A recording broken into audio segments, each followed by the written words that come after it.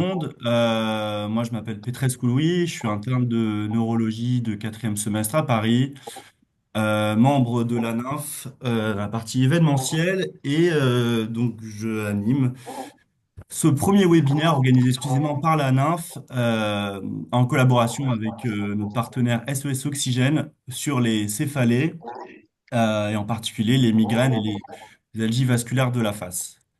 On va au début à entendre une présentation voilà, donc sur les céphalées, les migraines, leur prise en charge et les questions que vous pouvez vous poser quand vous êtes confronté à ça avec le docteur Mouana Ghassan, qui est un neurologue algologue, donc spécialiste des migraines, ancien chef de clinique de l'hôpital Lariboisière, ancien praticien attaché à la Pitié-Salpêtrière et qui est actuellement chef d'une unité de céphalée à la clinique Ambroise Paré. Donc, Tom Wanna nous fera un petit topo d'à peu près 45 minutes, une heure sur les céphalées, les migraines, les AVF. Et puis ensuite, interviendra donc le partenaire de la NINF, SOS Oxygène, représenté par Madame Bougoufa, qui est chargée de développement donc, de l'AVF pour le groupe SOS Oxygène au sein de l'Île-de-France, ainsi que Madame Gandeleid, qui est coordinatrice nationale de l'AVF et fondatrice de EDOX. Elles vous parleront un petit peu de leur rôle et de à quel moment elles interviennent dans la prise en charge des AVF et la mise en place de l'oxygénothérapie pour ce groupe de pathologies, mais aussi pour d'autres céphalées. Docteur Moana, vous avez la La parole. libre parole. Très bien. Bonsoir tout le monde. Merci Louis, merci SOS Oxygène, merci tout le monde. Est-ce que juste tout le monde entend le docteur Moana? Dites-moi oui, non,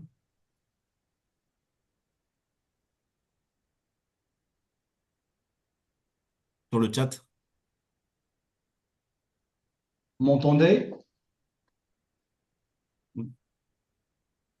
Ah oui, j'ai pas précisé, pardon. C'est vrai qu'il y a certains l'ont déjà utilisé, il y a un onglet questions-réponses qui est disponible en bas là sur le bandeau. Ça, c'est un petit peu pour filtrer les questions que vous vous poserez pendant toute l'intervention, voilà, qui sont visibles par nous et à laquelle bah, soit le docteur Moina les verra et y répondra de bon cœur, soit moi je les noterai d'un côté et voilà, je rebasculerai la question. Sinon, autrement, voilà, vous pouvez discuter, échanger sur le chat où tout le monde peut Très voir bien. et tout le monde peut répondre. Donc tout le monde m'entend alors? Non, je vois que des oui. D'accord, très bien. Ça a l'air d'être bon. Alors, Louis, c'est comme tu es le plus courageux ce soir. Pourquoi la migraine, on dit tout le monde tout le temps qu'elle est multidisciplinaire. Pourquoi tu crois qu'elle est multidisciplinaire, la prise en charge? Ah ouais, ça va être un cours particulier. Non, Oui, mais pourquoi? Effectivement, pourquoi? Parce Euh, que hmm. l'objectif de ce topo, si vous voulez, l'objectif, c'est pas de parler des critères d'inclusion, c'est de comment raisonner céphalée migraine en tant qu'un état douloureux chronique. Alors, pourquoi c'est multidisciplinaire? Pourquoi l'oxygène est efficace? Pourquoi les bêta-bloquants? Pourquoi les antiépileptiques? Pourquoi les anticorps? Pourquoi l'infiltration occipitale? Pourquoi l'anxiété? Pourquoi l'hypnothérapie? Pourquoi la relaxation? Pourquoi parfois ça marche? Pourquoi ça marche pas? Qu'est-ce que tu en penses, Louis? Bah, je pense que vous allez nous donner des clés, peut-être des réponses, des indices. Peut-être. Donc, si vous voulez, le mal de tête, essayons aujourd'hui, ce soir, de raisonner mal de tête. Donc, l'objectif de ce topo, c'est de comprendre que le mal de tête, c'est une pathologie assez fréquente, comme vous le savez. Donc, mal de tête, pourquoi l'Association internationale de céphalée a créé des critères d'inclusion? Un, pour définir chaque pathologie, chaque type de mal de tête. Deux, pour avoir une communication internationale sur n'importe quel mal de tête. Si vous êtes à New York, ou à Paris, ou à Clermont-Ferrand, ou à Nice, ou à Marseille, nous avons tous la même définition de mal de tête, du type de migraine, etc., qu'on puisse parler de la même prise en charge et le même langage. Voilà, donc en termes de douleur chronique, l'objectif d'une consultation de douleur chronique, comme la migraine chronique ou la migraine standard épisodique, un, le diagnostic. Un bon diagnostic initial va permettre d'avoir une stratégie à court et à long terme, une bonne évaluation psychologique, thérapeutique, clinique, comorbidité, insomnie, dépression, etc. Tout cela va nous permettre d'avoir un bon traitement. En termes de douleur chronique, et je crois que c'est un des objectifs de ce topo, en termes de douleur chronique, l'objectif principal, c'est un, d'éviter la consommation accrue des antalgiques. On sait très bien que le passage d'une céphalée aux migraines épisodiques fréquentes à une migraine chronique, ça prend quelques jours, voire quelques heures, voire quelques semaines. Deuxième objectif, c'est la réinsertion sociale. Le troisième objectif, c'est de soulager la douleur. Donc, en termes de céphalée migraine, si on commence d'emblée à raisonner comment éviter le passage d'une migraine épisodique à une migraine chronique, voilà notre premier objectif, et d'éviter l'abus d'antalgique. Donc, en termes de douleur chronique, on dit toujours qu'il n'y a pas une seule douleur. C'est l'objectif et c'est pour laquelle tout à l'heure j'ai posé la question de la prise en charge multidisciplinaire. La migraine, est-ce qu'elle a un aspect neuropathique? Certainement. L'allodynie, c'est une douleur neuropathique. Est-ce qu'elle a un aspect inflammatoire nociceptif? Certainement. Est-ce que l'aspect psychogène est présent? Certainement. Donc, si on veut traiter une douleur chronique, si on veut évaluer une migraine, si on veut traiter une migraine, à prendre en charge, il s'agit des douleurs et en plus des céphalées. Donc, l'Association internationale des céphalées a différencié entre les céphalées secondaires, qu'on en parlera à la fin du topo, et les céphalées primaires. Les céphalées primaires, la plus fréquente, c'est la migraine épisodique peu fréquente, chronique, migraine avec aura, migraine sans aura, migraine avec aura sans mal de tête. Les céphalées de tension musculaire, pour l'instant, personnellement, c'est une définition que je ne crois pas trop, car, comme vous le savez, dans la sphère crânienne, ATM, cervicale, scapulaire, nous avons au moins 100 muscles. Et chaque muscle a une projection douloureuse différente. C'est pour cela que la céphalée de tension musculaire, comme définition, n'est pas tout à fait précise. Mais c'est un langage international à respecter. Et les algies trigéminovasculaires, l'algie vasculaire de la face, le SUNA, le SUNT et les autres. Mais si on veut raisonner correctement en termes de céphalée migraine, il y a toujours un chevauchement entre la céphalée de tension musculaire et la migraine et la VF et la migraine. Exemple, dans la migraine, parfois, nous avons des signes neurovégétatifs, des ptosis, myosis, l'armement qui mime une AVF. Parfois, dans l'AVF, nous avons des nausées et phonophotophobie qui miment une migraine ou il s'agit d'une AVF avec une migraine sous-jacente. Et on sait très bien aussi que dans la céphalée de tension musculaire, quand elle est d'intensité sévère, elle provoquait ce qu'on appelle un light migraine avec des nausées et photophobie. Donc, si on part tout de suite que entre les céphalées primaires, il y a un chevauchement qui est initialement et qui, si le diagnostic initial est mal précis, va provoquer une céphalée chronique quotidienne avec une composante migraine chronique avec ou sans abus d'antalgique. Et dans la définition, on dit toujours que la céphalée secondaire, elle est elle est liée à une lésion secondaire, etc. Tumeur, méningite, hémorragie, etc. OK. Mais est-ce que le terme d'une céphalée chronique ou migraine chronique avec un abus dentalgique qui est lui-même responsable de ce cercle vicieux de chronicisation de la migraine n'est pas d'origine aussi secondaire par abus dentalgique? Pourquoi? Car, attention, quand on parle d'un abus dentalgique, souvent les gens croient qu'il s'agit de quelque chose de banal qui n'est pas responsable de l'accentuation de la maladie migraineuse en termes d'intensité, durée et de fréquence des crises. Voilà. Donc, en termes de douleur chronique, toute douleur supérieure à 3 mois est considérée comme une douleur chronique. Essayons de retenir ce schéma. Voilà un schéma que j'aime beaucoup, hein. Et prenons par exemple disons, un glaucome, céphalée secondaire.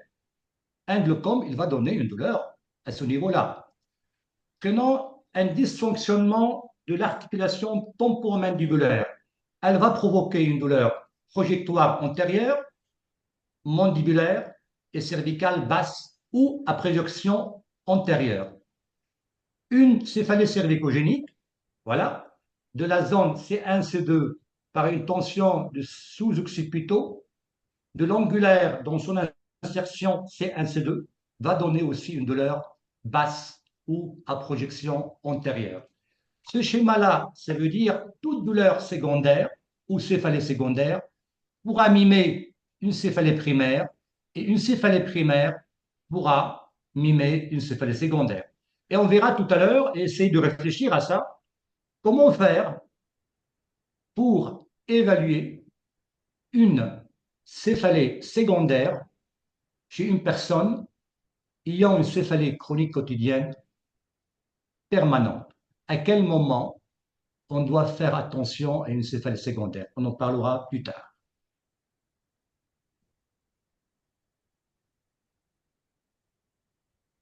Donc la migraine, je ne vais pas rentrer dans les critères d'inclusion, mais une céphalée en général est micranienne, mais 10% elle est diffuse, donc elle prend un aspect de céphalée de tension musculaire. C'est une céphalée du type pulsatile, mais parfois un type de serrement. En général, on a dit unilatérale, d'intensité modérée à sévère. Elle s'aggrave en position avec l'effort ou l'activité physique. La différence que souvent les patients ils vous disent, ce mal de tête s'aggrave en position couchée. Dans le cadre du migraine, il ne s'agit pas d'une céphalée positionnelle, mais une céphalée qui s'aggrave au mouvement de la tête. La personne doit être, elle est obligée de tenir sa tête en position fixe et pour éviter cette aggravation de l'intensité de la douleur, est souvent accompagnée des phono- et photophobies et d'un état nauséeux. Voilà donc, et la migraine, elle est chronique si elle dépasse 15 jours par mois, on verra plus tard. Voilà, pulsatile hémicranienne,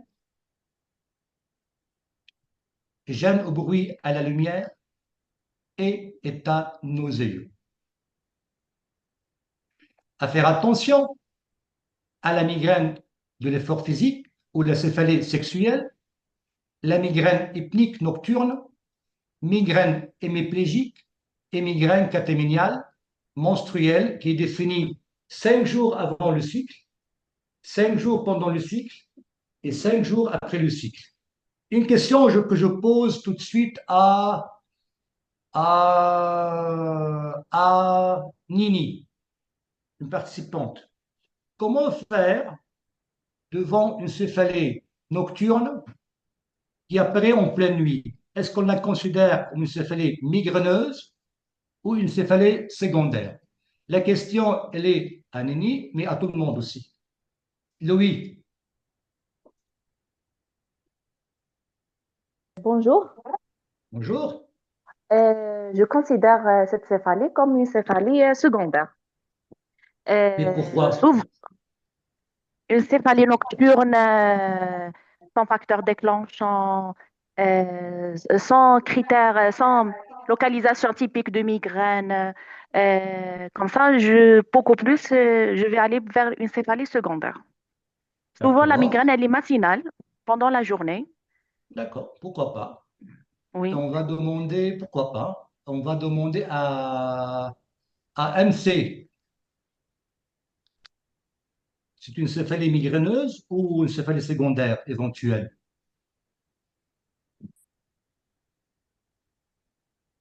Ou à Lorraine?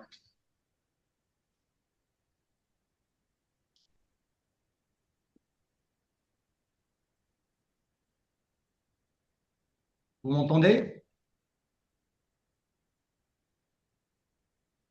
Donc, pour Peut-être répondre, peut-être répondre sur le chat hein, si vous voulez, hein, si vous voulez pas non, mettre le micro je et vais tout. répondre, mais bon, on laisse la liberté, hein. Donc, si vous voulez, en fait, une céphalie nocturne, un, il faut voir le profil, est-ce qu'il est migraineux ou non? Un.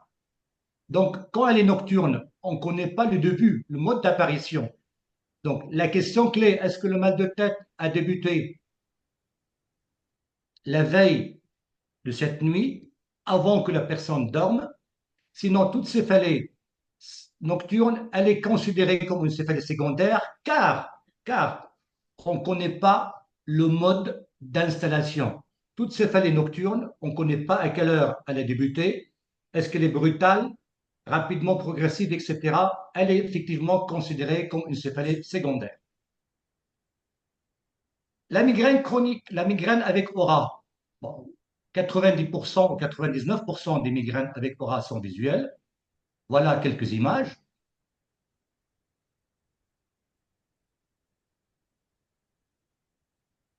Excusez-moi.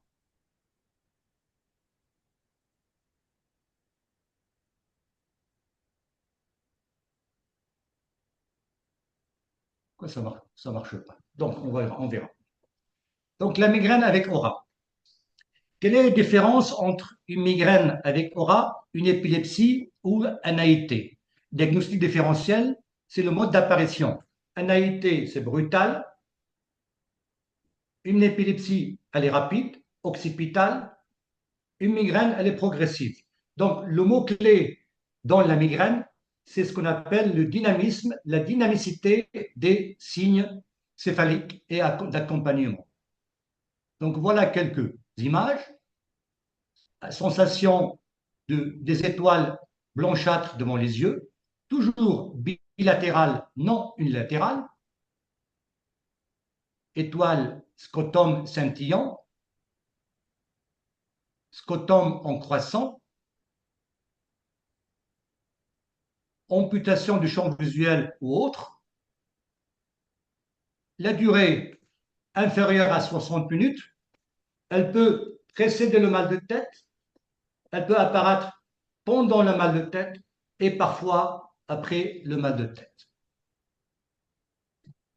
Migraine paresthésique ascendante. Voilà l'aspect paresthésie ascendant, ce qui est le contraire d'un AET ou d'une crise sensitive, avec une paresthésie péribuccale et hémicranie pulsatile. Trouble de la parole, surtout paraphasique. La migraine chronique, elle est définie comme une céphalée de fréquence 15 jours par mois ou supérieure, dont 8 crises répondent aux critères de la migraine. Et là, la question, ce que je dis tout à l'heure initialement, dans cette définition, il part d'une céphalée migraineuse 8 crises et céphalée de tension ou autre à 7 crises par mois. Donc voilà ce que je dis tout à l'heure, le chevauchement de la prise en charge. Dans ce cadre, quel est le traitement? L'amitriptyline, il est préconisé pour la céphalée de tension musculaire et pour la migraine. Le propanolol pourra agir sur la migraine chronique, épisodique fréquente, et il pourra aussi agir sur l'anxiété des personnes avec une céphalée de tension musculaire. L'anafranil, pareil. Le topiramate, pareil.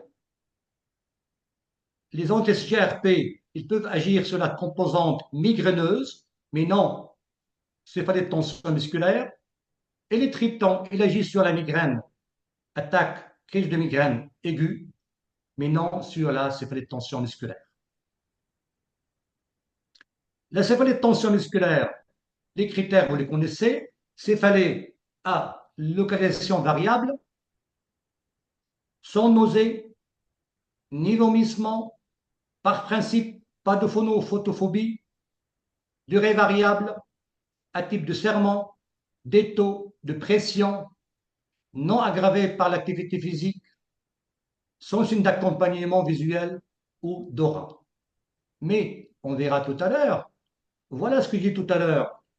Initialement, on verra plus tard, une tension musculaire sous-occipitale, elle peut provoquer une light céphalée de tension musculaire. Parfois, ça suffit de débloquer cette zone, le mal de tête va disparaître. Un bruxisme dans un cadre d'anxiété chronique pourra provoquer une tension musculaire. À ce niveau-là, elle pourra aggraver la tension musculaire cervicale. Un trouble de divergence ou convergence ne pourra que aggraver la tension musculaire. Et en parallèle, en second, la migraine chronique avec sa composante musculaire. Donc, ce chevauchement entre la migraine, la tension musculaire, l'AVF, on doit le prendre en charge et on doit le prendre en compte pour une stratégie à long terme. L'AVF, et voilà le rôle de notre SOS oxygène. AVF, céphalée périorbitaire, durée de 15 minutes à 180 minutes, 3 heures, accompagnée de myosis, ptosis, larmoiement homolatéral, congestion nasale ou rhinorrhée, parfois une rougeur et sueur. Et tout à l'heure, j'ai dit tout à l'heure, si la migraine est sévère, elle peut parfois être accompagnée de signes neurovégétatifs, mais l'aspect épisodique, parfois saisonnier, avec des crises à des heures fixes en général. L'épisode dure entre 2 semaines à 8 semaines. Surtout chez les femmes migraineuses, le traitement de crise en première intention, l'oxygénothérapie, 15 à 20 litres par minute pendant 20 à 30 minutes avec un masque à haute concentration, pas d'effet secondaire. Deuxième traitement, les triptans, surtout l'imigrane ou l'imijecte. Le traitement de crise, l'indométacine, parfois ça marche. Le traitement de fond, l'isoptine, à forme action rapide, non action prolongée, à disperser dans la journée, surtout 1 heure à 2 heures avant l'éventuelle crise nocturne, en général à 2 heures ou à 3 heures du matin. L'oxygénothérapie, pas d'effet secondaire, le meilleur traitement, et on discutera plus tard ou d'ici quelques années l'indication de l'oxygène chez la migraine chez l'enfant et la migraine chez la femme enceinte. En termes de prise en charge, il faut toujours avoir cet équilibre. Qu'est-ce que je gagne et qu'est-ce que je perds?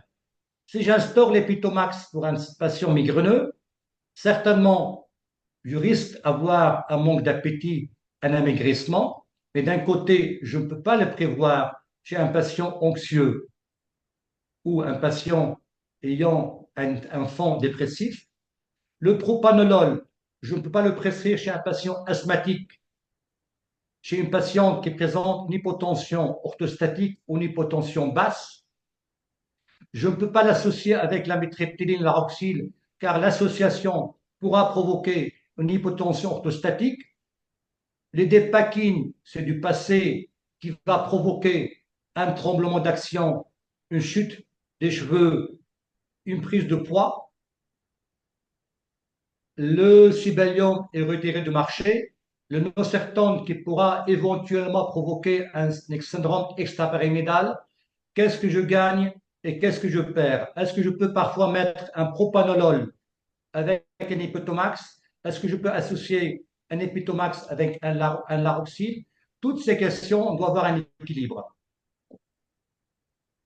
Et en termes de raisonnement de mode d'action des traitements de fond, voilà un petit schéma qui explique la composante vasculaire dans la migraine.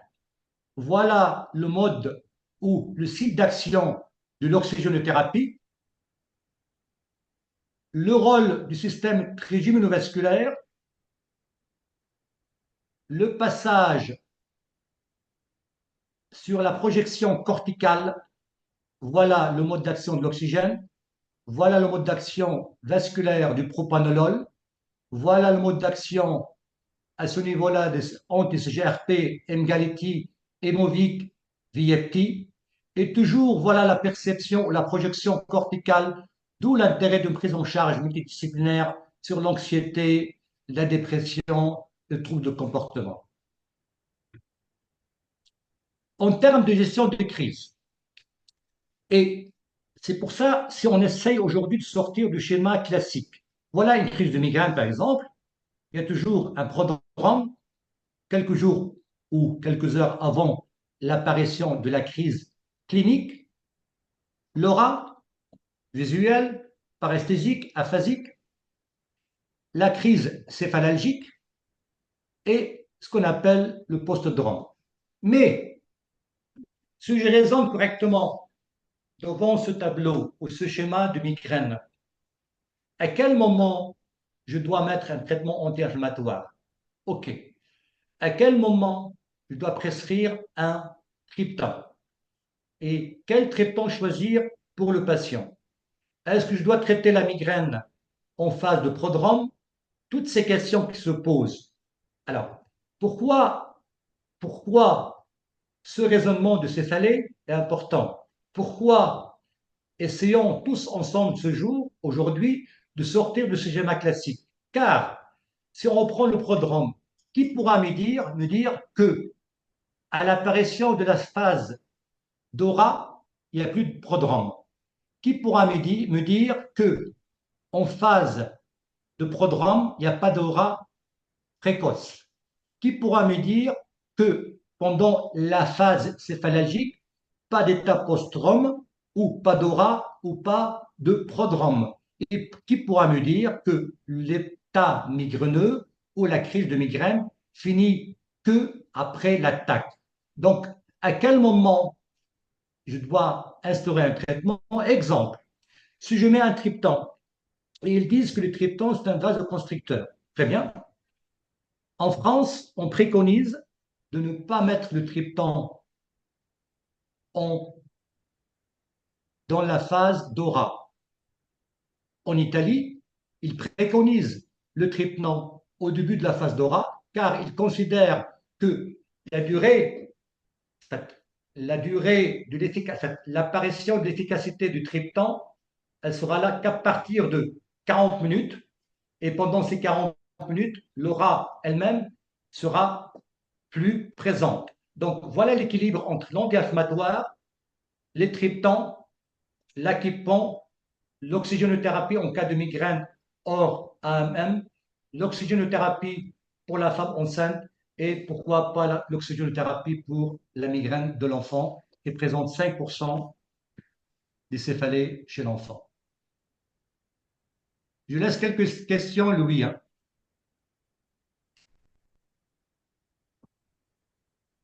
Louis, Ouais, pour l'instant, il n'y a pas de question là qui sort du lot. Les gens sont peut-être un peu encore timides, mais lâchez-vous, hein, si, ou voilà, s'il y a des choses, même qui sont pas forcément très claires et qui auront besoin d'une nouvelle explication, on est ici pour justement en profiter, d'avoir un spécialiste de ça qui peut répondre à toutes vos interrogations, même sur des choses qui n'ont pas forcément été mentionnées là précisément encore, hein. Voilà, vous pouvez être dans le chat ou dans les questions-réponses. Euh, Moi, il y a une question qui m'est venue, docteur Moana. Oui. Voilà, par exemple, pour la VF, voilà, la VF et les autres, on a défini des durées d'installation, mais par exemple, un patient qui va avoir les symptômes typiques, il va avoir tout.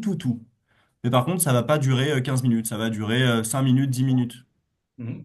Comment on peut le catégoriser à ce moment-là, ce patient? Mais qui a tout, hein, vraiment, mais qui a des crises qui durent vraiment pas ce temps-là. Bah, de toute façon, la gestion d'une AVF, il y a la gestion de la crise elle-même et la gestion d'un traitement de fond.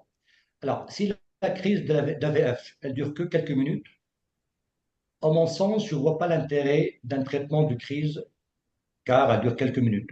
Alors, après, l'imiject, il a une action rapide, mais bon, à partir de 2 minutes. Hein.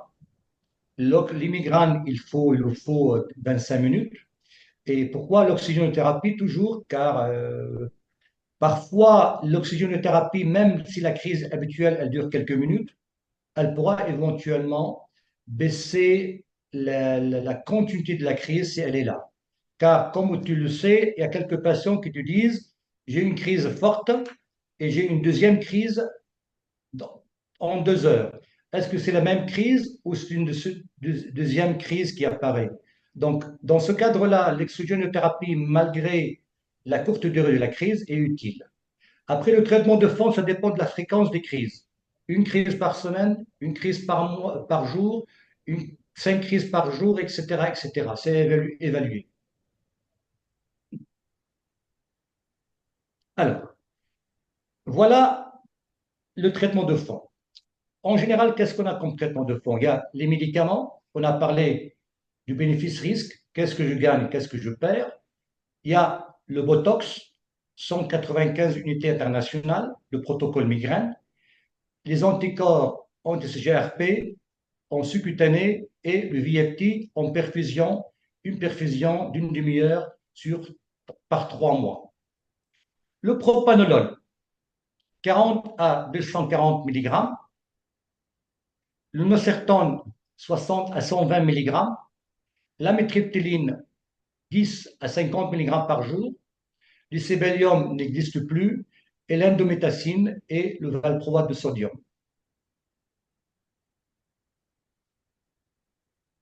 Alors, l'autre jour, en fait, quand on a parlé, Louis, tu m'as parlé de céphalée aux urgences aussi, et c'est très important de comprendre le mode d'apparition de mal de tête. Il y a 4 possibilités.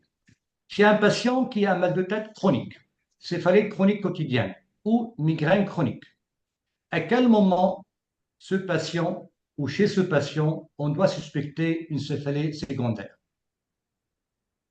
Toute céphalée inhabituelle dans sa caractéristique est considérée comme une céphalée secondaire jusqu'à preuve du contraire. Un patient qui présente souvent une céphalée migraineuse ou une céphalée hémicrânienne, avec des nausées, photophobie, etc. Si le patient présente un mal de tête inhabituel, dont la caractéristique, ni l'intensité ni la durée, est considéré comme une céphalée secondaire jusqu'à preuve du contraire. Ou un patient qui présente une céphalée habituelle, mais qui ne répond plus au traitement habituel. Une céphalée épisodique ne pose aucun problème. En général, l'évolution est banale et il n'y a pas de signe de gravité. Les céphalées rapidement progressives, ils nous posent un problème en termes d'étiologie, mais pas en termes de prise en charge, car ces patients, ils vont directement aux urgences, ils sont pris en charge en neurologie ou en médecine interne pour faire le diagnostic.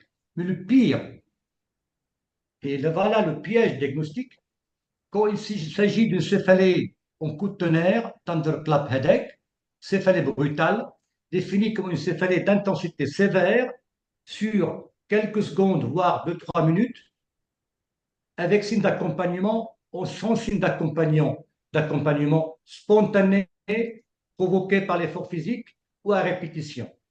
Quand il s'agit d'une céphalée brutale, progressive, pareil, ce genre de patients ne pose aucun problème en termes de diagnostic car ils vont aux urgences, le diagnostic sera fait rapidement. Deuxième type de patients qui nous posent un problème, céphalée brutale, mais qui persiste sans accentuation en termes d'intensité. Ce genre de patients nous pose un problème de diagnostic étiologique et de rapidité en termes de prise en charge, car ils traînent avant d'aller aux urgences. Mais le plus grave, quand le mal de tête est brutal, explosive, en coup de tonnerre, à répétition, épisode unique qui se répète une fois toutes les 3 4 semaines, durer quelques minutes. Ce genre de patients, 2 3 minutes, un mal de tête sévère, ils attendent, ils considèrent que c'est un mal de tête banal, ils se répètent et parfois ils arrivent aux urgences avec des complications neurologiques sévères, voire vitales. Aux urgences céphalées, nous avons vu 26 patients sur 3 ans. Nous avons constaté que 33% des patients présentent une céphalée secondaire ou éventuelle secondaire. Ça veut dire vous-même, dans votre consultation en tant que neurologue futur, vous allez avoir au moins un tiers de vos patients qui présentent une céphalée secondaire ou une céphalée initialement inclassable qui nécessite une admission en neurologie. Céphalée brutale, voilà une des hypothèses étiologiques. Hémorragie cérébrale, surmalformation ou surpoussée d'hypertension artérielle, parenchymateuse ou de la fosse postérieure, ou post-AVC ischémique, ophtalmoplégie avec un mydériase sur un anévrisme qui donne une céphalée brutale ou à répétition, une dissection spontanée ou post-mouvement ou post-ski avec le fameux Claude Bernard Horner, myosis, ptosis, etc., avec une cervicalgie ou sans, avec un mal de tête brutal, rapide ou à répétition, avec un vertige ou pas, avec des signes typiques sur l'IRM, ce qu'on appelle les croissants en bilatéral, et l'échodoppler est très utile pour le diagnostic. Thrombophobie cérébrale. Voilà. On sait très bien que l'association migraine, tabac, contraception augmente le risque vasculaire de 30%, particulièrement chez les femmes. Voilà. Avec un scanner, avec injection qui montre une des delta ou l'IRM avec des coupes veineuses typiques. Hématome sudural bilatéral, surtout chez les alcooliques, ou en termes de complications d'une hypotension du liquide céphalorachidien spontané ou post-ponction lombaire.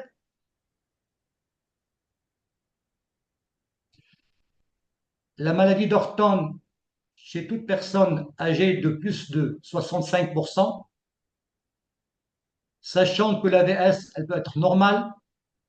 La biopsie aussi, elle peut être normale car la biopsie, elle peut être faite dans un cadre, l'artérite temporale, elle est en forme de saucisson, elle pourrait être normale.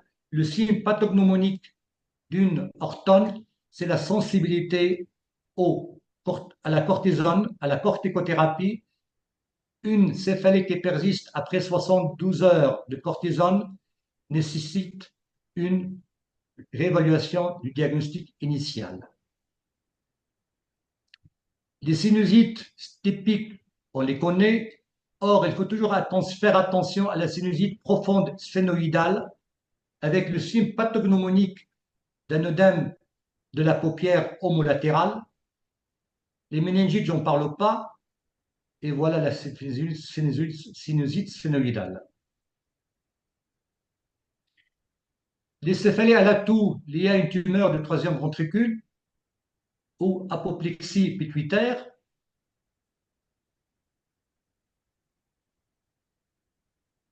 L'hypotension du liquide céphalorachidien par une céphalée posturale positionnelle, accentuation au moins 30% en position debout, spontanée en 30%, avec le signe pathognomonique sur l'IRM d'une panne prise de contraste méningée qui mime parfois une méningite carcinomateuse.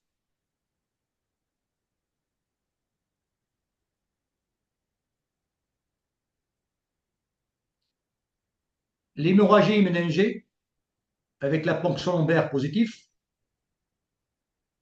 sur rupture d'anévrisme et le fameux syndrome de vasoconstriction aiguë réversible qui est un diagnostic clinico-radiologique sur une forme de suspicion des artères cérébrales. Ce syndrome est dynamique. Parfois, l'IRM est normal pendant la crise. C'est pour cela qu'il faut voir une IRM une semaine plus tard ou 2, 3 semaines plus tard. Le signe typique de ce syndrome, c'est la céphalée brutale à répétition en salve, 2, 3 fois par jour, 0 pendant 2, 3 semaines et répétition. Il peut mimer un accident vasculaire cérébral ischémique ou une crise d'épilepsie, surtout chez les personnes euh, ayant en fait, sous un traitement par la sérotonine, en fait, le séroplex, les citalopram et les consommateurs du cannabis.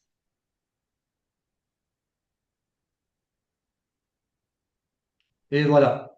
Merci à vous. S'il y a des questions, je suis prêt.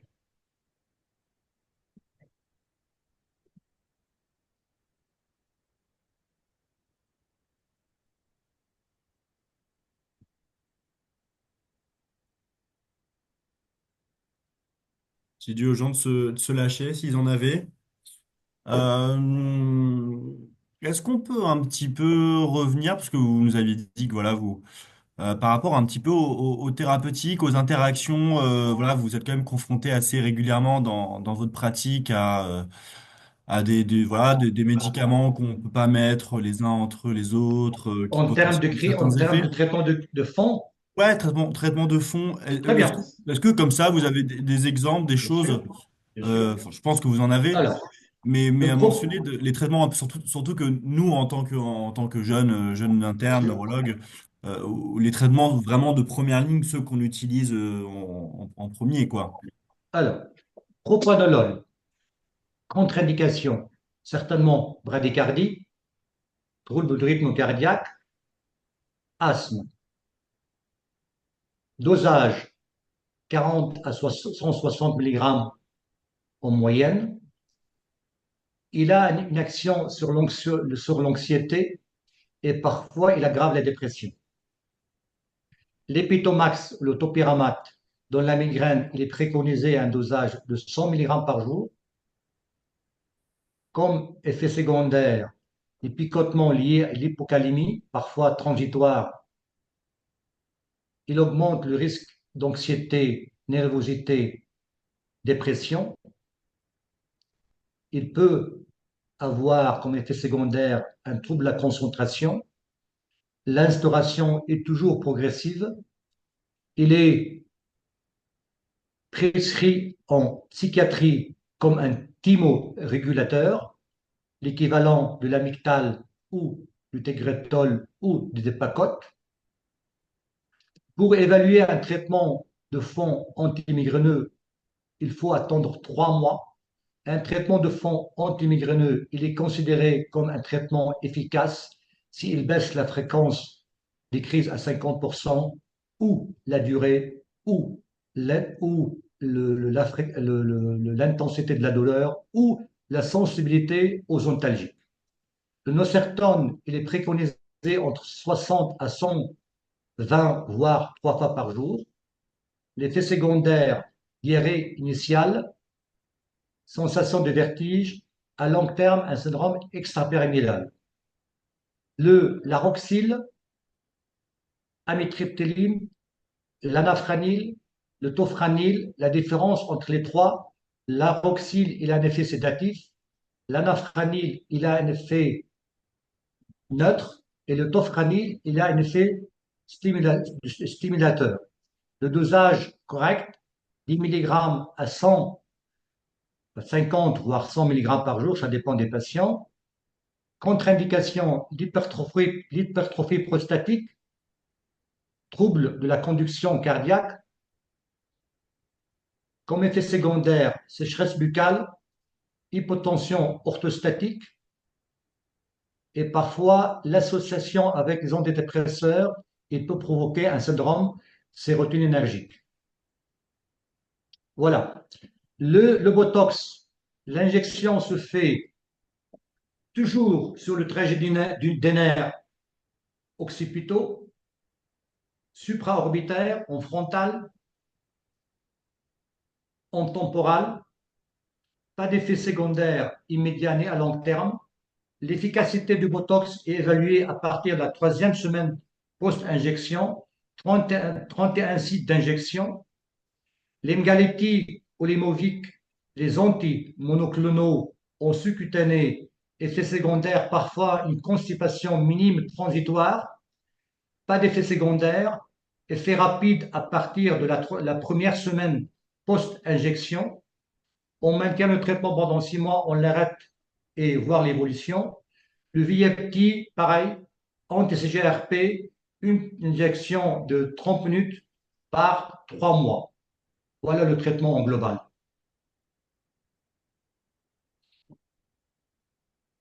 Ok, ok.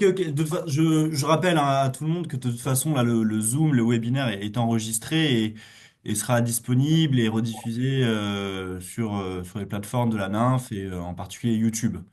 Donc voilà, là c'est vrai qu'effectivement il y a beaucoup de beaucoup d'informations, mais voilà, tout ça vous pouvez le retrouver à nous en visio, en rediffusion, pour renoter tranquillement les choses. Je, Là dans le chat, il n'y a pas de questions particulières, en tout cas. Hum, Moi j'avais Non, une... soit je Ouais. suis trop bon et je ne crois pas, soit ils sont timides. Il n'y a pas de mauvaises questions ou bonnes questions. Il y a des questions qui sont tout à fait légitimes. Moi je me pose une question, alors Oui. peut-être que c'est stupide, hein, peut-être que des gens ont la réponse.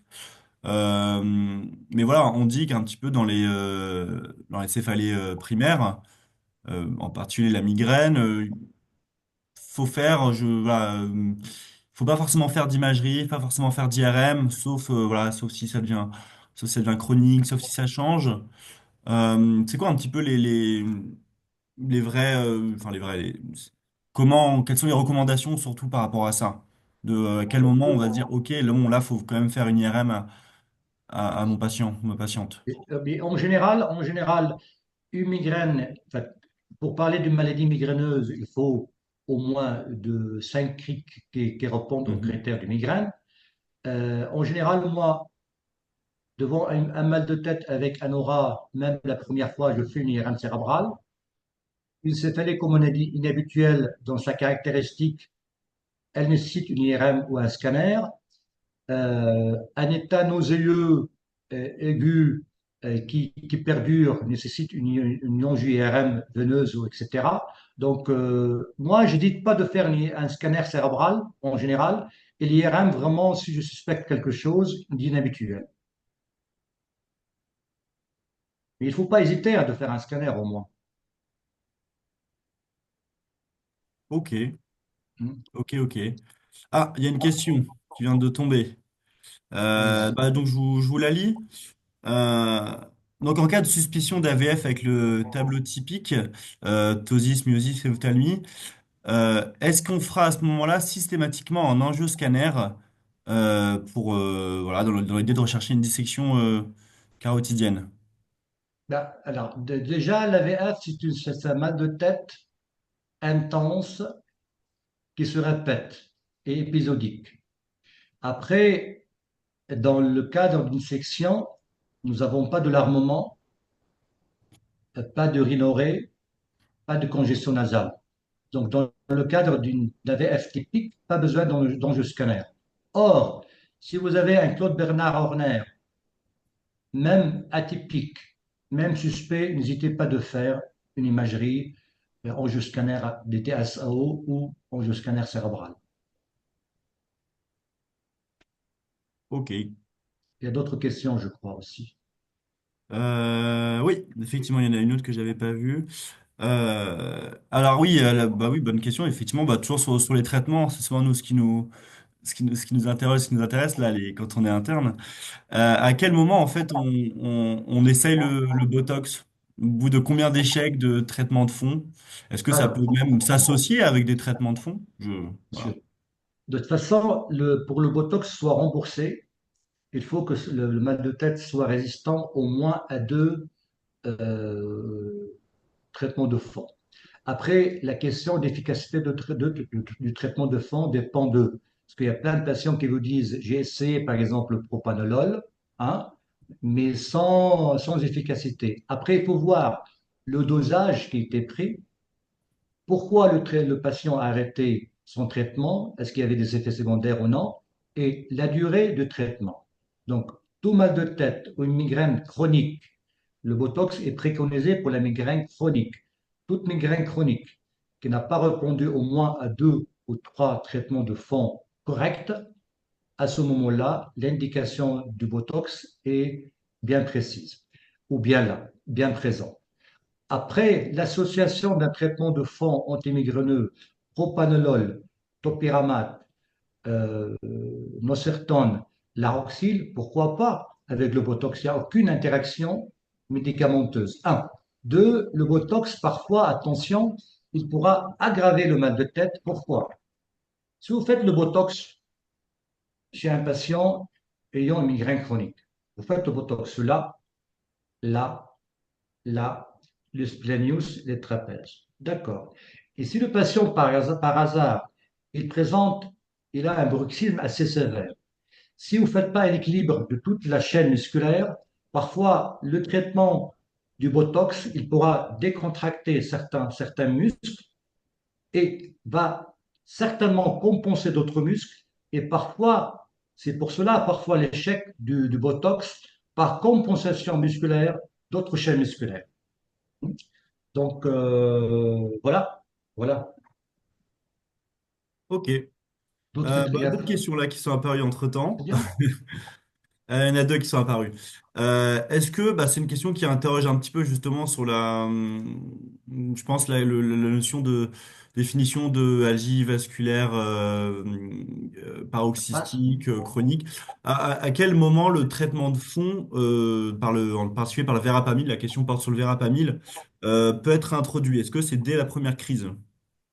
Voilà. Alors, il y a deux possibilités. Soit le patient présente un épisode inaugural, donc on ne connaît pas l'évolution. Après, si le patient est connu pour une AVF épisodique, il pourra éventuellement, moyennement, connaître la durée de l'épisode. Mais en général, c'est 4 semaines à 8 semaines. Après, dès la première crise, non. Parce que l'instauration de l'isotine, un, elle nécessite un avis cardio avant. Deux, d'emblée de mettre un traitement par isotine à un dosage 180 mg 3 fois par jour, ça fait beaucoup. Trois, on ne connaît pas la fréquence. Si par exemple le patient présente une crise d'AVF de quelques minutes, comme tu as dit tout à l'heure à lui, et pas plus qu'une crise par jour, je ne vois pas l'intérêt d'un traitement de fond. L'intérêt d'un traitement de fond dépend de la fréquence des crises, la durée des crises et la sévérité des crises et la sensibilité au traitement de crise, soit l'oxygène, soit les migraines, soit les méjectes. Moi, personnellement, parfois, j'essaie d'emblée un traitement par indométacine, 75 mg le matin et le soir. Je mets toujours un peu de laroxyl le soir. Et j'attends quelques jours avant l'instauration d'un traitement par isoptine pour deux raisons, ce que je dis tout à l'heure, pour la fréquence, deux, pour connaître le profil de patient. Et comme on sait très bien que l'AVF, en général, elle se revient à des heures fixes. Si le patient présente des crises d'AVF que à 2 heures du matin, ben d'un coup, je préconise de prescrire l'isoptine, 180 mg d'action rapide avant de se coucher. Si le patient présente des crises à 11 heures du matin et à 18 heures le soir, bah, c'est pas la peine de donner un traitement par 3 crises, par 3 fois par jour. Bah, je donnerai un traitement par isoctine 1 heure et demie avant 11 heures, bah, vers 9h30 et vers 16h30. Ok. Donc, non. Après, il y a d'autres pour l'AVF aussi. On a fait un protocole à la Rivoisière il y a quelques années. L'injection de la cortisone à l'aveugle même au niveau du nerf d'Arnold, 3 injections sur 10 jours, ils peuvent certainement baisser la fréquence des crises d'AVF à 50%. Ok. Donc, bon, a priori, oui, plutôt non, en tout cas, sur une première crise, un traitement de fond. On a Non, besoin certainement, non, non, non. C'est trop d'attendre quand tôt. On ne même. connaît pas le Vous voyez, comme chez les Parkinsoniens, vous connaissez, on ne peut pas mettre un diagnostic d'un Parkinson, enfin d'un Parkinsonien, avant le DAT scan, avant 3 ans d'évolution. Ça, on le sait. Là, avec le DAT scan, c'est autre chose. Donc, un, il faut un certain temps pour comprendre le profil évolutif des crises. Mhm. Il y a une autre question qui est apparue, bon, encore deux autres, de la même personne, notamment comment faire effectivement, c'est vrai que c'est une bonne question parce qu'on est souvent confronté à ça, comment faire le choix du triptan, quel triptan administrer, d'autant plus que il y a le type de triptan, mais il y a aussi la forme qu'on administre en Bien sûr. comprimé, en inhalation, enfin en nasal, même en injectable parfois. Effectivement, Alors, comment on choisit? Qu'est-ce qui est le plus adapté à absolument. cette De toute situation? façon, comme vous le savez, ce qu'on a dit, hein, un signe pathognomonique du migraine, c'est l'état nauséeux. Donc, la forme zomique, en fait, orale, la forme orale, sous-linguale ou sublinguale et spray nasal, elle est préconisée chez les patients ayant un état nauséeux sévère. C'est l'imigraine en spray nasal et les zomiques oraux. Après, entre le Relpax, Maxalt, Imigrant, Almogran, euh, Relpax, 20 ou 40 mg, ils disent que l'Almogran, c'est le meilleur traitement en termes de tolérance. Après, ça dépend du patient. Il y a des patients qui répondent rapidement au Relpax, au Maxalt, il y a Est-ce que, d'autres non. est-ce que juste vous pouvez préciser un petit peu à quoi correspondent le nom de ces molécules auxquelles nous on n'est pas forcément familier? Ouf, ouf. Alors, il y a une grande liste, hein, mais vous pouvez la mettre Non, sur mais Internet, hein, une grande liste. Hein. hmm. Après, l'essentiel que dans votre pratique quotidienne, vous allez voir que si la personne répond à un certain triptan, au bout de quelques mois, 4 à 6 mois, la réponse devient minime par saturation du récepteur. Parfois, on est obligé tout simplement de changer de triptan pour un autre pour qu'il soit efficace. Mais en général, il n'y a pas de règle précise. Mais est-ce que ça veut dire qu'à terme, il y a un patient, bah, tous les 6 mois, on va devoir changer de triptan et au bout d'un moment, on n'en Bah, aura plus? ça arrive, oui. Il y a toujours une saturation du récepteur, Ok. en Ok, général. ok. D'autres questions un petit peu plus spécifiques, mais je vous la pose quand même. Le traitement de fond de la migraine chronique chez un patient qui a une insuffisance hépatocellulaire. Euh, patient Botox. chronique.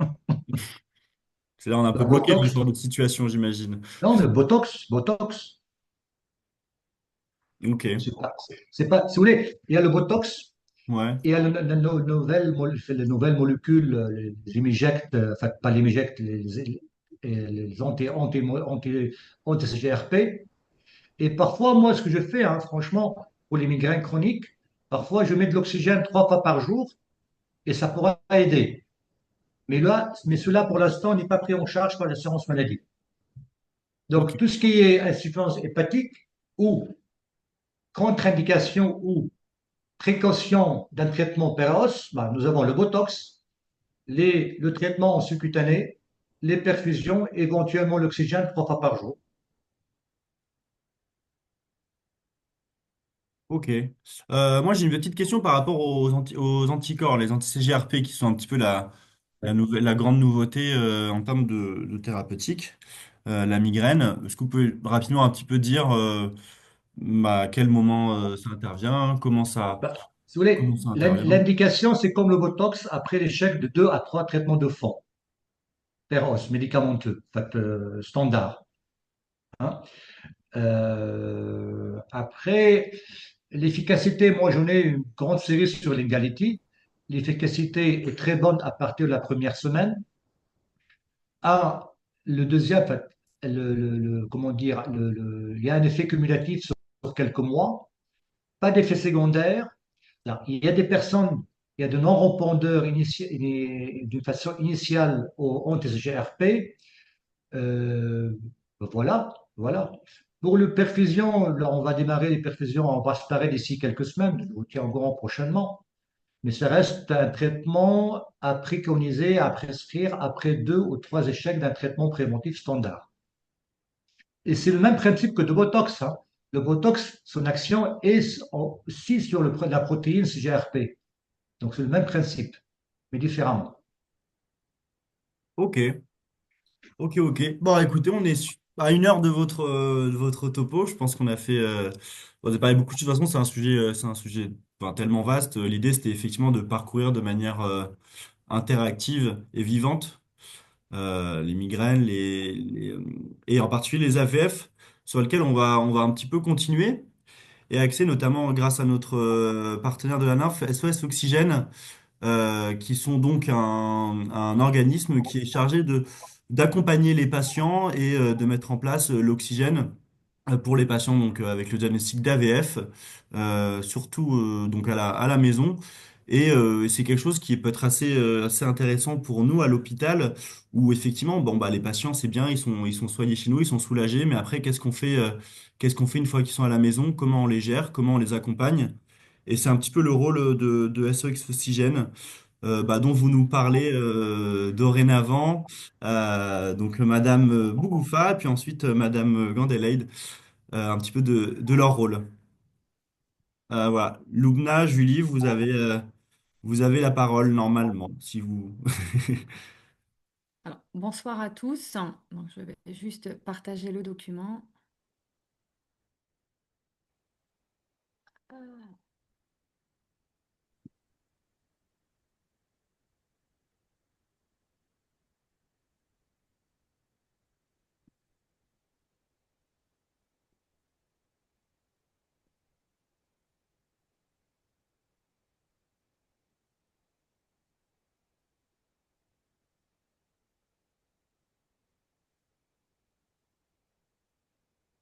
On est bon, vous le voyez?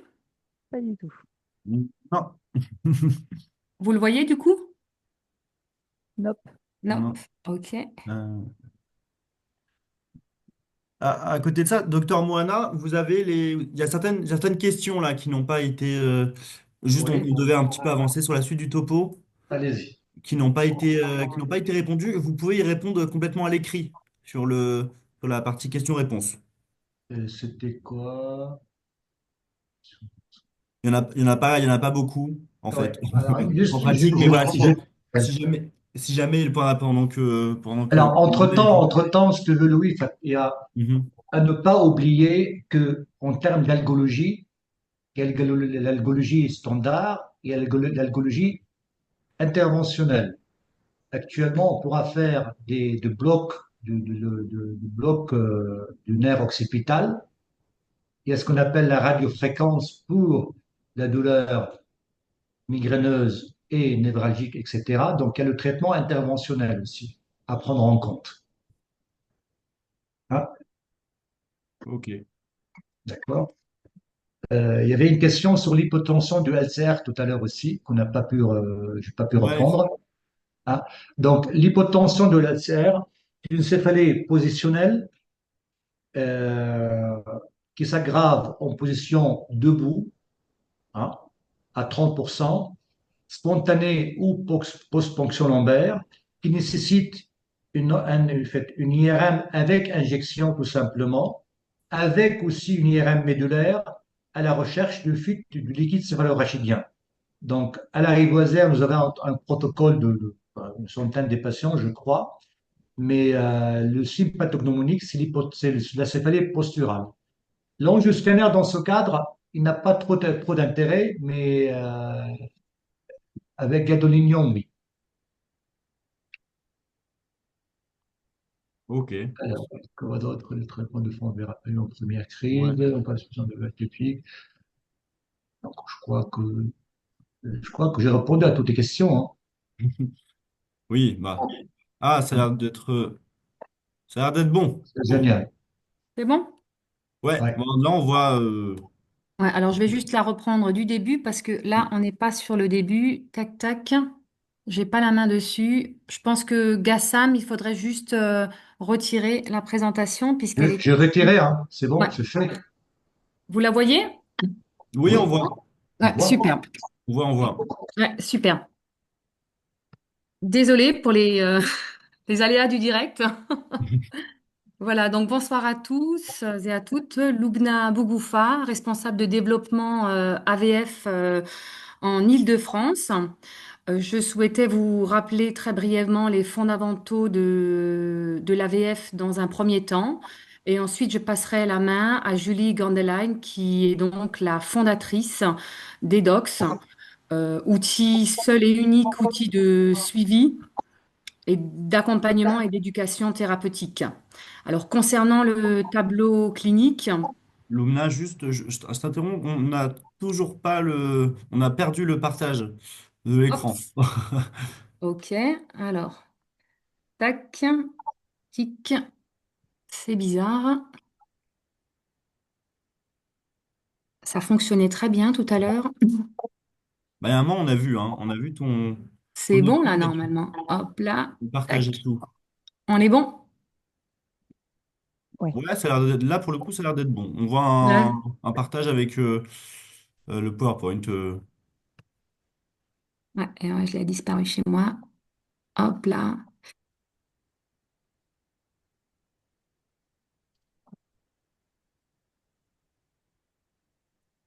C'est OK pour vous?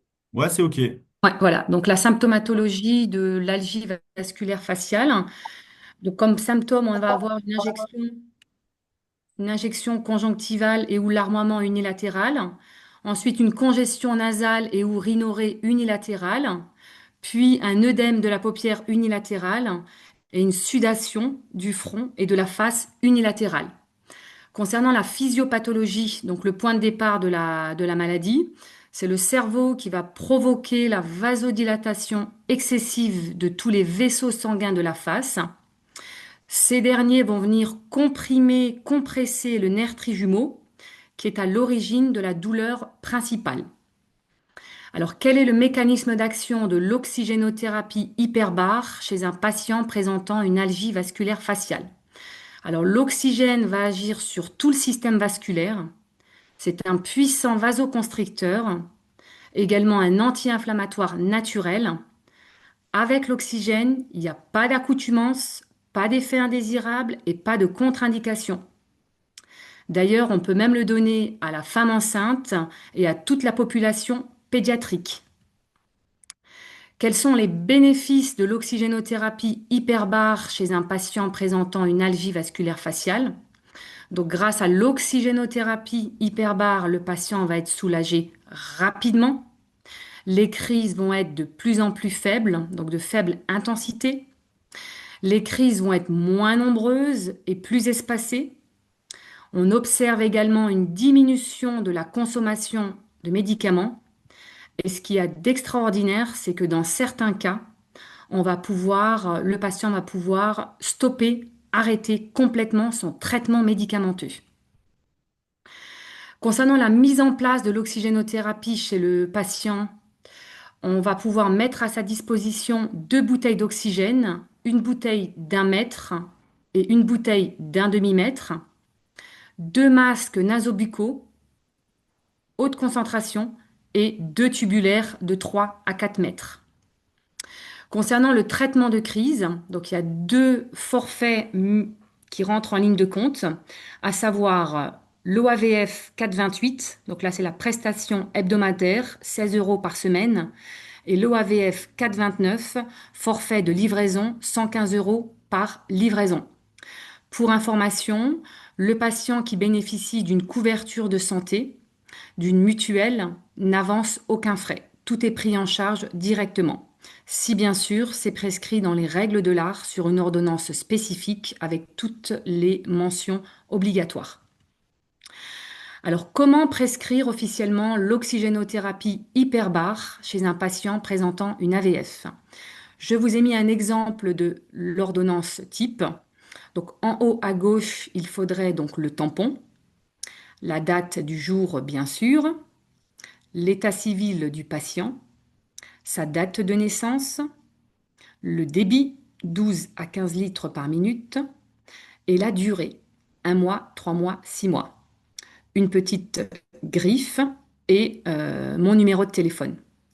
Concrètement, un patient vient vous voir, vous lui diagnostiquez une algie vasculaire faciale, il récupère l'ordonnance, au sortir de la consultation, il m'appelle, je l'équipe dans la foulée, dans la mesure du possible, bien sûr, toujours en fonction de ses disponibilités et des nôtres, et je gère toute l'éducation thérapeutique, de A à Z, grâce à notre outil EDOX, dont nous avons l'exclusivité. Concernant SOS Oxygène, alors 2 mots. SOS Oxygène, nous avons un recul sur l'oxygénothérapie hyperbare de 40 ans. Nous avons 60 agences en France, 5 en Île-de-France. On équipe les patients partout, à domicile, sur site professionnel, sur lieu de vacances, mais également dans les établissements scolaires, dans les infirmeries. Notre staff technique est formé, expérimenté, et le matériel mis à disposition de nos patients est checké et vérifié. Concernant l'oxygénothérapie hyperbare, nous avons l'AMM officielle dans l'AVF. Néanmoins, nous avons aujourd'hui des retours très positifs du terrain. Certains de vos confrères et consoeurs n'hésitent pas à prescrire l'oxygénothérapie hors AMM chez, par exemple, des patients migraineux, chroniques réfractaires, mais également des femmes enceintes et des enfants, parce que ça marche vraiment très bien. Donc ces populations-là ne veulent pas ou ne peuvent pas prendre des médicaments et l'oxygène est une belle alternative chez ces patients-là. Pour prescrire l'oxygénothérapie chez ces patients-là, il faudrait simplement reprendre l'ordonnance type AVF que je vous ai montré tout à l'heure.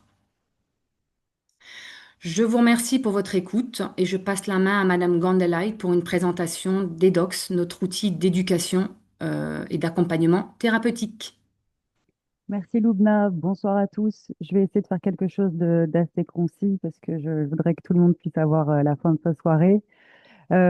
L'idée de l'application, c'était tout simplement d'améliorer l'observance des patients et puis aussi de faciliter la gestion des livraisons et de la logistique autour des bouteilles d'oxygène. Parce que en fait, c'est ce qu'il y a de plus compliqué lorsque vous prescrivez ce traitement d'oxygène pour vos patients, c'est toute cette logistique autour des livraisons. Donc l'application aujourd'hui, elle est là pour les autonomiser, les responsabiliser, essayer aussi de permettre à vos patients d'anticiper leurs besoins.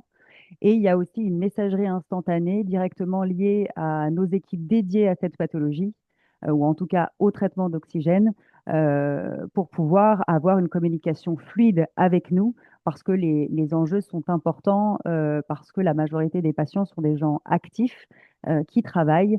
Et donc, cette logistique autour de leur traitement d'oxygène est beaucoup plus compliquée à mettre en place que sur un traitement médicamenteux. Donc, on se doit, nous, prestataires, de les accompagner là-dessus. Et c'est en ça que EDOX est un vrai soutien pour ces patients qui sont sous O2. Je veux bien que tu descendes, Loubna, s'il te plaît. Donc, aujourd'hui, je vous présente rapidement, ce sont des maquettes de la nouvelle application parce que vous connaissez, vous savez que dans l'application, dans les applications, il y a plusieurs versions qui se font au fur et à mesure avec des améliorations grâce aux remontées des utilisateurs, mais aussi grâce à vos remontées médecins. Donc aujourd'hui, il va y avoir un système de tutoriel lorsque le patient va créer son compte sur EDOX. Je précise que EDOX est une application qui est gratuite mises à disposition par SOS Oxygène pour les patients sous O2, hyperbares. Et voilà, je veux bien qu'on descende. Donc voilà, donc ça c'est juste des maquettes, pardonnez-moi, il n'y a pas les couleurs, etc. Sachant que Edox est déjà utilisé par les patients et sollicité au niveau des livraisons. C'est juste la version qui arrive pour que vous ayez une visibilité dessus. Donc, le plus important sur Redox, c'est donner de l'autonomie à nos patients. On se rend compte avec les rétextes postérieurs que les patients passent des commandes de bouteilles d'oxygène en dehors des créneaux d'ouverture des agences SOS Oxygène. Je pense que c'est le cas chez SOS, mais c'est le cas aussi chez d'autres prestataires de santé. Ça leur donne la possibilité de pouvoir se poser sur un canapé, d'ouvrir leur application et de ne pas avoir à attendre un interlocuteur, un standard musical pour pouvoir mettre en place leur planning et les plannings du prestataire pour une future livraison. Donc ça, c'est un gain de temps pour eux, c'est un confort aussi de pouvoir se poser de ce côté-là. Ils vont pouvoir commander à leur guise, évidemment, les bouteilles qu'ils souhaitent. Donc, ça sera soit une K15, donc c'est la grande bouteille de 1 m3, ou une petite, ça peut être les deux. Ils peuvent aussi faire des commandes de consommables comme la tubulure et le masque. Ce qu'il y a de bien aussi sur le système de livraison chez SOS, c'est que, comme vous l'a dit Loubna, on est un réseau de plus de 60 agences en France et dans les dom-toms. Et l'idée aujourd'hui, c'est de pouvoir profiter de ce réseau-là pour nos patients, pour qu'ils puissent avoir leur bouteille où qu'ils soient. Donc, ils ont la capacité de pouvoir renseigner leur adresse de livraison et de planifier aussi des déplacements, que ce soit des déplacements pour les vacances ou pour que ce soit des déplacements professionnels et ainsi pouvoir faciliter encore une fois la possibilité de prendre leur traitement d'oxygène, quelle que soit leur adresse. Donc ensuite, évidemment, ils choisissent tout simplement les dates et les heures de livraison qui leur conviennent. Il faut savoir que ces créneaux horaires sont reliés directement à notre plateforme interne qui s'appelle OxyDrive, qui permet de planifier l'ensemble de nos techniciens. Et donc, les créneaux que nous offrons à nos patients, ce sont des créneaux qui sont libres et qui sont instantanés. Donc, le patient va pouvoir anticiper ses commandes de bouteilles d'oxygène. Et ça, c'est vraiment un gain de temps et de confort pour eux. Luna, je veux bien que tu descendes, s'il te plaît. Merci. Euh, Ensuite, alors, ça c'est pareil, le patient revient vous voir en consultation. Alors, les AVF sont prescrits en QSP soit sur 1 mois, soit sur 3 mois renouvelables une fois. La majorité des cas, on part directement d'emblée sur 6 mois. Lorsqu'ils vous revoient en consultation et que vous jugez de l'efficacité du traitement, à ce moment-là, ils repartent avec une nouvelle ordonnance. Pas besoin de nous téléphoner à nouveau. Ils sont autonomes. Ils retournent sur leur application. Ils viennent intégrer leur nouvelle ordonnance. Et à ce moment-là, la routine de l'application reprend et ils pourront poursuivre leur commande de bouteilles d'oxygène. Mais vous verrez, il n'y a pas que cette fonctionnalité-là qui est quand même une fonctionnalité majeure. Mais encore une fois, pour eux, c'est plutôt très appréciable de pouvoir poursuivre en ce sens. Notez aussi que l'application ferme les créneaux de livraison de bouteilles d'oxygène dès l'expiration des ordonnances. Aujourd'hui, il n'est pas possible pour un patient de commander des bouteilles d'oxygène s'il n'a pas une ordonnance valide. Ces ordonnances-là sont contrôlées et vérifiées par nos équipes de pharmaciens partout en France, notamment sur les transferts de responsabilité lorsqu'ils planifient des déplacements. Donc, sachez que c'est très contrôlé et très sécurisé.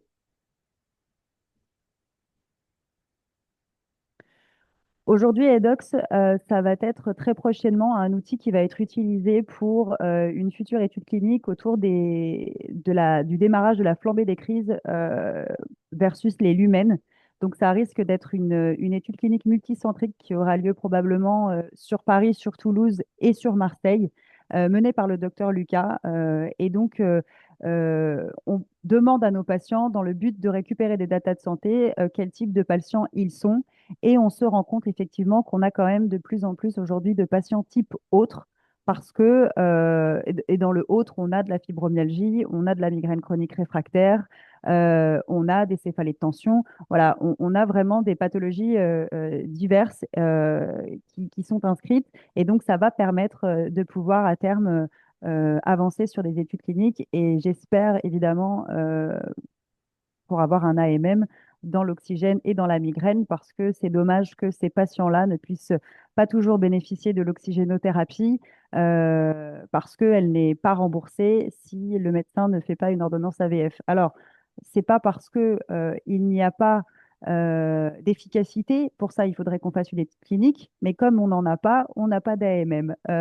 Et donc, c'est vrai qu'on espère sincèrement utiliser Data de santé des docs pour pouvoir avancer sur ce sujet et permettre un remboursement parce que c'est un traitement, l'oxygène, qui peut vite être assez cher, au même titre que les anticorps monoclonaux d'ailleurs, où on a des patients qui malheureusement, bah, après une première injection qui a été efficiente, arrêtent parce qu'ils n'ont pas les finances et les ressources pour poursuivre le traitement.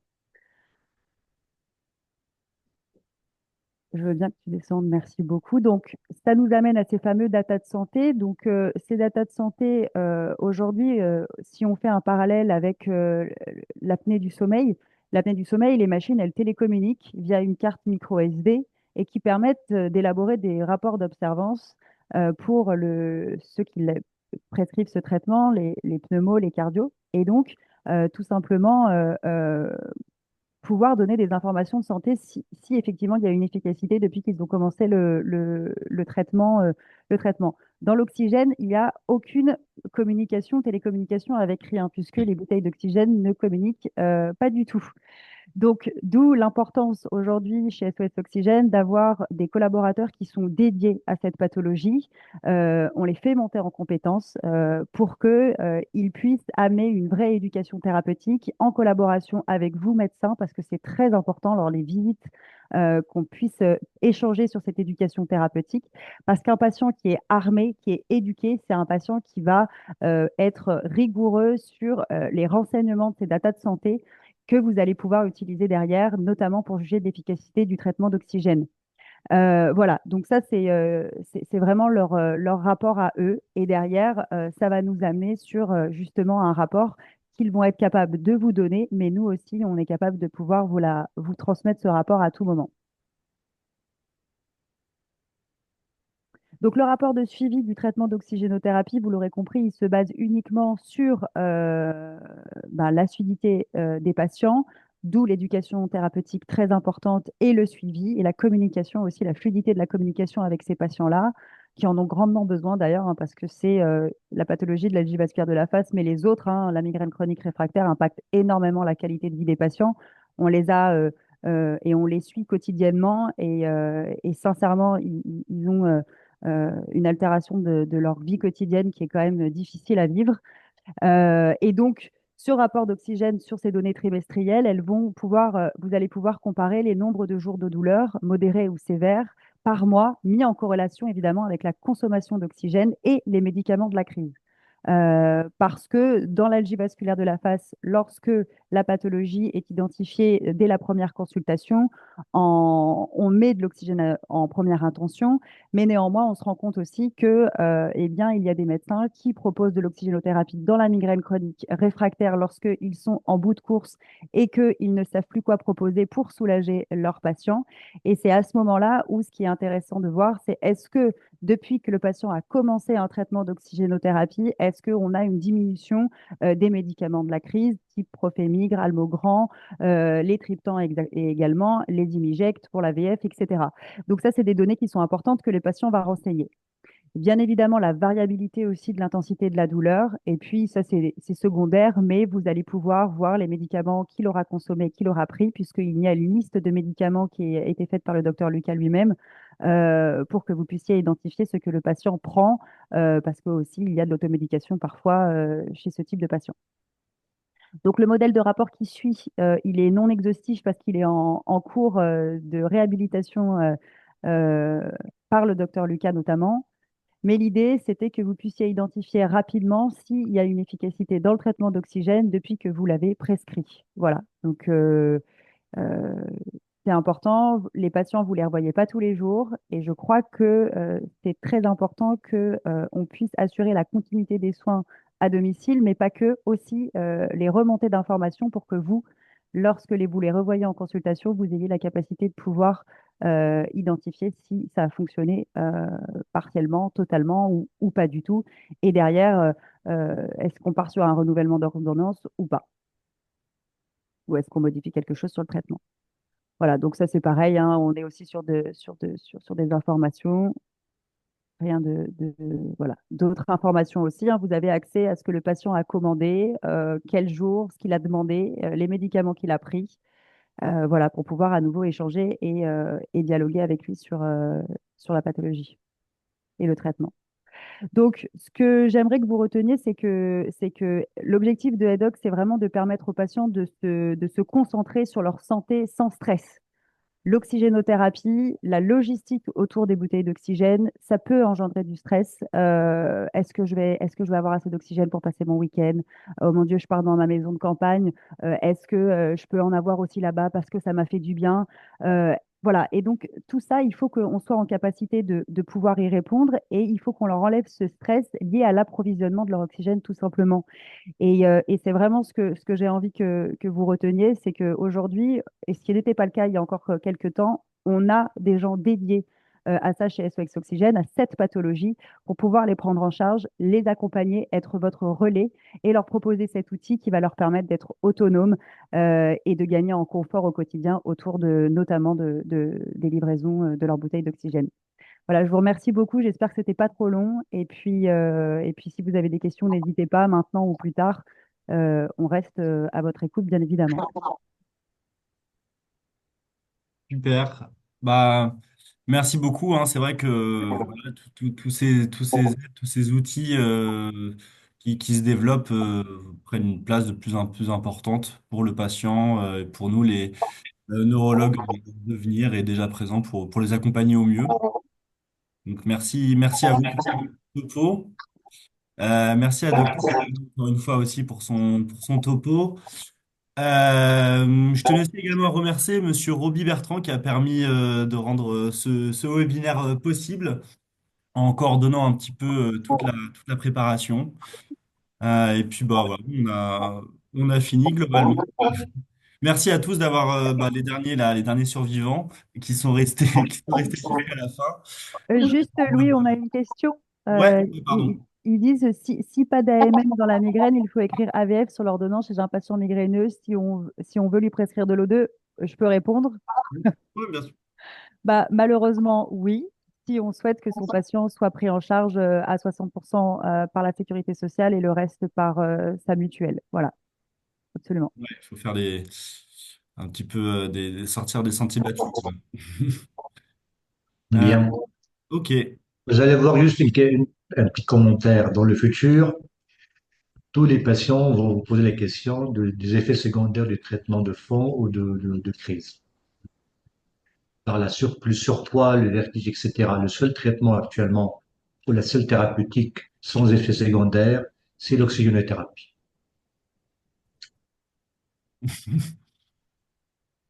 Bon bah voilà, on va pouvoir finir Voilà. une Merci. phrase. J'ai juste rajouté dans le chat l'accès à un PDF qui est en fait un algorithme de prise en charge des céphalées que le docteur Mohanan nous a gentiment laissé à disposition. Et de toute façon, il sera à nouveau retransmis dans la prochaine newsletter. Voilà, en rappelant que ce webinaire a été enregistré et sera libre d'accès sur les plateformes. Voilà, voilà. Ben, merci pour tout le monde. Merci Julie, merci Lubna, merci Louis, merci Bertrand, merci aux participants. Merci à tous. Merci. Bonne soirée tout le monde. Bonne soirée à Merci. Bonne tous. soirée. Au Merci. revoir.